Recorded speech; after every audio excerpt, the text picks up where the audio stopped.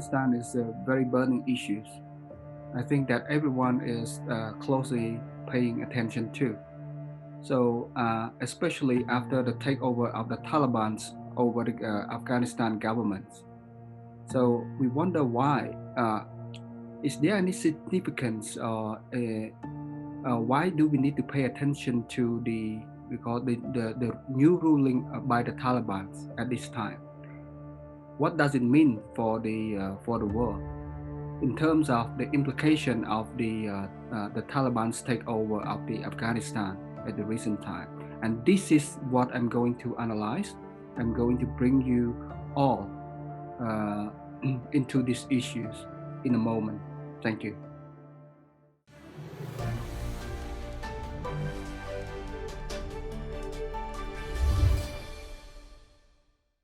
Ladies and gentlemen, welcome to AVIs. Our topic today is about Afghanistan and this uncertain global security. Today, we're going to have an interview with Dr. Leng while Zoom call. And Dr. Leng, he's the director of the Mekong Center for Strategic Study of the Asian Vision Institute, or AVI. He's also the geopolitical and foreign policy analyst. So, hello, Dr. Leng. Are you there? Hello, Thearith. Nice to meet you. Thank you, Dr. Leng. Now, ladies and gentlemen, Dr. Leng, he's in Canberra, Australia. Dr. Leng, concerning the progress of Afghanistan, can you elaborate more of how far the political situation in this country has developed so far? Well, thank you for this interesting question, Thearith. So far, the Afghanistan has evolving in a very, we call, a very boring trend. Uh, Afghanistan is currently facing two problems. The first one, humanitarian crisis, and the second one is we call the terror threat. On the humanitarian crisis, as you can see, is that thousands of Afghanistans trying to flee these countries from the possible, we call, the repressive rule by the Taliban, and also from the possible civil wars that this country is going to face. This is the first front, and the second front is that the you can see the looming terrorist threat that you can witness very recently at the Kabul airport, where hundreds of people have been were killed and injured during the bomb attack, the staged by the ISIS-K groups.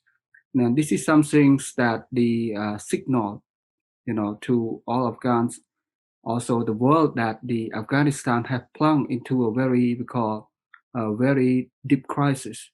Dr. Thearith, since the beginning of the US military withdrawal, we have seen that the situation in Afghanistan have become increasingly chaos, and there's other small militant group who actually erase and create the uncertainty and an insecurity in that country. Where do those militant groups from, and how can they get the financial support? Well, so far you can see that there's several groups emerging from this crisis, and some of which I think you already know, such as the ISIS group, and also the Taliban, of course, and also the Al Qaeda. Yeah, you can see among this, the Taliban has emerging as the strongest, the strongest factions. Yeah, and perhaps this group is going to rule the countries in a matter of days or months to come. And this group is trying to seek the legitimacy from the Afghan people per se, and also from the world in becoming the so-called the legitimate government of the Afghanistan. And you can also see the another group which also quite boring. I mean, can that cause a lot of concern to the world. That is the ISIS group, in which the United States and its ally try to fight against it.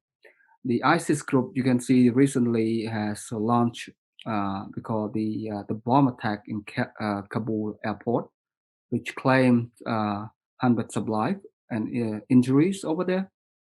And this group also another group that we and also the world has closely paid attention to. And the last group that I also see, I think is important as well, the Al Qaeda group, which whose leaders was killed by the United States forces some years back. And this group, um, in a matter of time, may try to revise its strength. So, and this group may pose the significant threat to the region and the world in due course. About the with regard to the financial source of those groups, you can see that the most of the groups they rely mostly on the trade, informal trade, especially illegal trade of narcotic or drugs. You know, that's why the terror groups actually, I would say that they have different sources of we call income, and it's hard to say exactly where to get the money from. But most of the money may come from we call illicit ways, such as selling drugs or people or smuggling, so on and so forth. Thank you, Dr. Thearith. Dr. Thearith, could it be possible that those militant groups got some support or backbone by the third party or the third actor? It is unclear whether the third country is willing to give to assist the terrorist groups or not, because but I believe that many countries won't support the terror groups, since they all terrorism poses threat to every countries around the world. But the I think that there might be some faction within the third country that might support, that give supports to the some terrorist group in Afghanistan. Yeah, as evident through history, like yeah, even the Taliban itself used to be supported by a certain group of faction in the we call in the border province of Pakistan as well. But there is no clear involvement. I mean, from the governments of the Pakistan in supporting those groups. Dr. Thearith, we have observed that recently the Afghan people have actually fled to the US, Australia, and other Western countries, and they actually have an obstacle with the visa application there. So, what are the reasons that leads to this kind of difficulty? Well, as you can see that the the problem with the processing the visa might not be easy. Even I would say that the it's hard for the United States and its allies even to evacuate its own citizens, their own citizens from Afghanistan to the destinations. Their own citizens already facing difficulty, let alone the other visa holders. So in this case, you can see that the thousands of Afghans trying to flee the countries amid this crisis. So you can imagine that while thousands flock into the airports, try to flee the country, how can the United States and its ally process the visa within a very limited time frames? As you might know that the Taliban has set the deadline for the 31st of August. So within this tight deadline, it won't be easy to process the visa, humanitarian visas for those Afghans. So this is something very challenging for the United States and its allies who try to evacuate the Afghan and also their own citizens from Afghanistan during this time of crisis. Dr. Thearith, if we take a glance to China and Russia, we observe that both countries remain less active in solving the issue of Afghanistan. Why do they remain the same? I mean, they remain less active. What are the reasons behind that? You can see nowadays China and Russia also concerned about the rise of the terrorism. After the falls of the Afghanistan, you can see that I would say that they're worried, but they might try to hide their concern. So You can see quite recently that the China tried to invite the Taliban to China to talk, and this is kind of act signify some kind of we call recognition, informal recognition of the Taliban, because China knew that the Taliban, would of course take over the country, Right. and this is something the gesture showing that the China would recognize, yeah, sooner or later. However, what China is concerned is that uh, the possible support lent by the Taliban to the other terror groups that link to Xinjiang. This is something that China is concerned. That's why the Chinese government want to make sure that um, the Taliban would not lend its support to this kind of terrorist group, which lead to separation, which lead to the outgrowth of the we call the separatist group in Xinjiang, and and you can see as a result, the Taliban also recently responded to China positively that uh, the Taliban would uh, would not interfere into the Chinese internal affairs. This is something that China really want to hear about. Russia also on the same page with China in this regard. You can see that the Russia, you know, also, although Russia also condemned, you say the criticized the Western withdrawal from Afghanistan.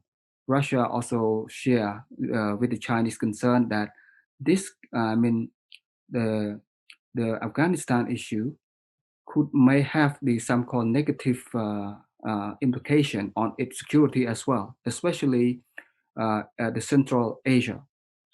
Central Asia is the we call the central, one of the central security region for Russia. That's why Russia want to see that the Taliban take over would not affect the Central Asia security. In other words, what Russia want to see is that the new Taliban government would not give support to terrorist groups in Central Asia that jeopardize the security of Central Asia, which in turn jeopardizing the security of Russia as well. That's why you can see both China and Russia recently also try to do some kind of military drill against terrorism, because both countries may anticipate the possible growing terrorist threat to these countries. That's why they both seem to have like some kind of we call common response to this kind of we call common threat.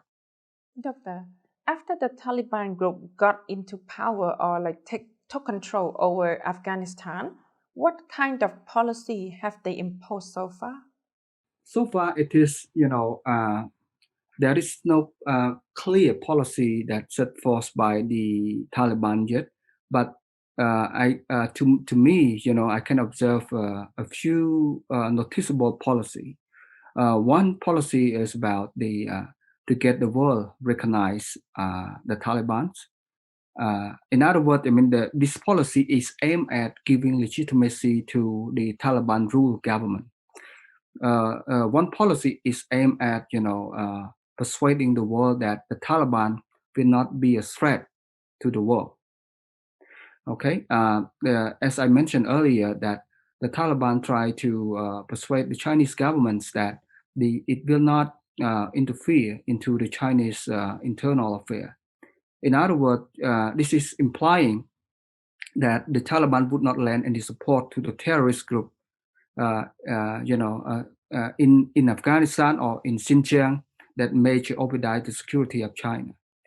The same thing also you can see that in terms of the domestic, you can see that the Taliban also try to assuage the concern of the Afghan people that the Taliban might eliminate or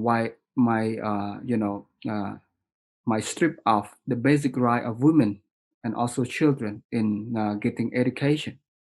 The Mhm. Taliban, you know, uh, in in persuasion to the Taliban try to persuade the women, also the people in Afghanistan that if they come to power, they would not strip away this kind of basic right of women and children. And this is something that the Taliban trying to earn the legitimacy for its government, both nationally and internationally. Doctor, concerning the progress of the political situation in Afghanistan, from your perspective, what will be the fate of the Afghanistan and as well as its people? Well, this is a very interesting question. As you can see, that the uh, Afghanistan now is plunging into the very deep crisis. So I would not anticipate any, positive sign yet in, in terms of Afghanistan issues. You can see that the what happened in Kabul airport recently show the clear signs that the possible looming, the possible looming terrorist threat, is very imminent in both Afghanistan per se and also the world. In other words, it signaled to the world that the terrorist threat now, in a matter of time, will become present in many parts of the world. Uh, but it may take time. Yeah, it may take time. And you can see that quite recently when the Taliban took over the control of Kabul, uh, Mhm. the uh, the Taliban has released many prisoners, including the ISIS members.